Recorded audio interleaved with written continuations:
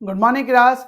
बेटा जी अब तक हम लोगों ने मॉडल वर्ब में can, could, may, might, must ये सब कर लिया था और ought to, use to, has to, have to कर लिया था। आज हम करने जा रहे हैं वुड का यूज और यूज टू का यूज।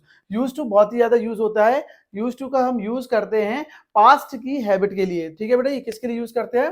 पास्ट की आदतों के लिए, भूतकाल की आदतों के लिए, पास्ट हैबिट के लिए हम यूज टू का यूज करते हैं। मैंने कोई भी ऐसी आदत जो हमारी पहले आदत थी लेकिन अब नहीं है, इसलिए इसकी हिंदी क्या होती है यूज टू की?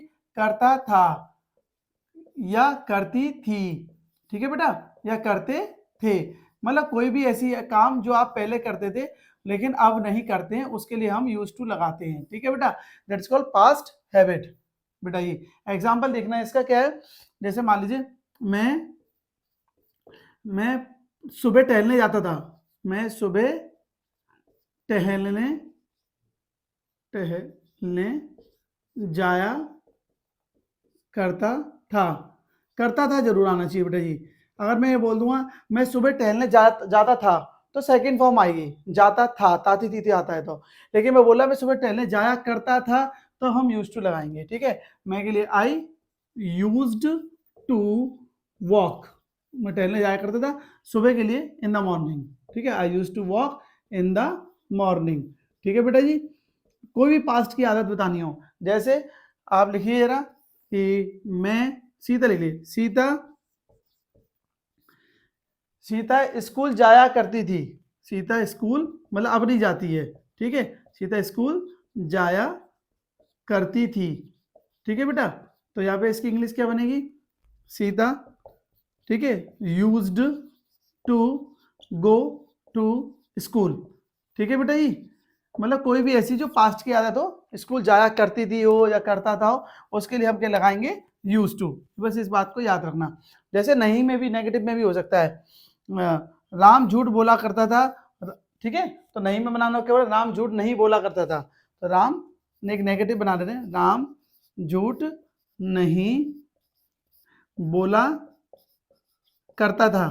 अब यहाँ पे भी करता था आ रहा है ना, राम झूठ नहीं बोला करता था, तो यहाँ पे के बस नेगेटिव है, नहीं आ रहा है, तो यार नेगेटिव है तो यूज्ड सेकंड फॉर्म में, तो बेटा नेगेटिव में क्या लाएंगे? Did not. तो राम डिड नॉट, ठीक है, यूज। अब यूज्ड में से डी हट जाएगा क्योंकि डिड खुद सेकंड फॉर्म है, तो डिड के साथ फर्स्ट फॉर्म आती है। तो Ram did not use to tell a lie. Tell a lie मतलब राम झूठ नहीं बोला करता था। तो ध्यान रखना, नेगेटिव होगा तो डिड नॉट यूज टू लगाएंगे, और अगर सिंपल होगा तो सेकंड फॉर्म आएगी यूज्ड टू। ठीक है बेटा जी, तो पास्ट की हैबिट के लिए हम यूज टू लगाते हैं। अब आता है वुड। वुड की हिंदी होती है गा गी गे। वुड का हम यूज करते हैं बेटा जी गा गी गे के लिए।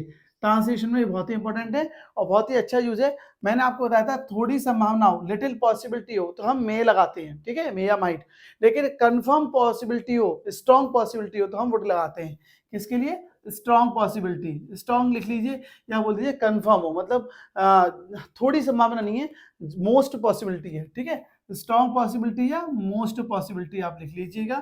ठीक है, मतलब अधिक संभावना के लिए, थोड़ी पक्की संभावना के लिए कह सकते हैं। ठीक है, मोस्ट पॉसिबिलिटी। एग्जांपल, आज बारिश होगी। आज बारिश होगी। अब मैंने ये नहीं बोला है कि आज बारिश हो सकती है। हो सकती है बोलता था, इट मे रेन, मे लगाते, पर मैं बोला आज बारिश होगी, तो अब आएगा बेटा जी इट वुड लगाएंगे। ठीक है, मैंने आपको बताया था जब भी नेचुरल कोई भी इवेंट की बात होती है, मौसम की या किसी, तो इट से सेंटेंस शुरू करते हैं, तो इट वुड, और बारिश होने को rain, it would rain today. ठीक है बेटा जी, तो जहां पक्की संभावना हो वहां पर हम क्या लगाते हैं? वुड। जैसे मैं कहूँ राम आज जरूर आएगा, या राम जरूर पास होगा, तो जहां पर जरूर आ गया तो कंफर्म हो गया, राम जरूर पास होगा। तो बेटा ये इसकी इंग्लिश क्या बनेगी? राम वुड पास।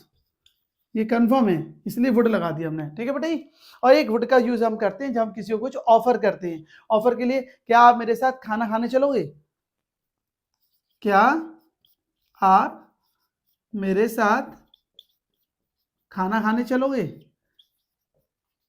तो बेटा जी खाना खाने चलोगे, तो हम किसी को ऑफर कर रहे हैं, तो जब भी हम किसी को ऑफर करेंगे तब भी हम वुड का यूज करेंगे। ठीक है, किसी से पूछ रहे हैं तो क्वेश्चन मार्क आएगा, तो ले आएंगे, क्या की इंग्लिश शुरू में तो लगती नहीं है, तो अब मानो तो वुड लगाएंगे बेटा। वुड यू लाइक, या क्या मेरे साथ खाना खाना चलना, क्या आप मेरे साथ खाना खाने चलोगे या चलना पसंद करोगे, बात एक ही है ना।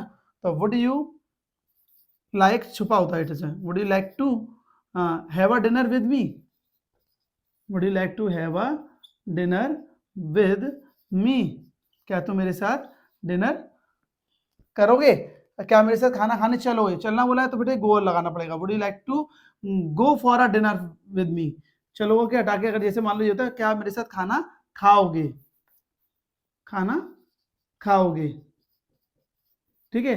तो हो जाएगा would you like to have a dinner with me, क्या तुम मेरे साथ खाना खाओगे। और लेकिन अगर बोलता है क्या मेरे साथ खाना खाने चलोगे, तो बनता would you like to go with me, क्या तुम मेरे साथ चलोगे, would you like to go with me, क्या तुम मेरे साथ चलोगे फॉर अ डिनर, डिनर के लिए, ठीक है, मतलब खाना खाने के लिए। तो would you like to go with me for a dinner, तो आप ऐसे बना सकते हैं, ठीक है बेटा।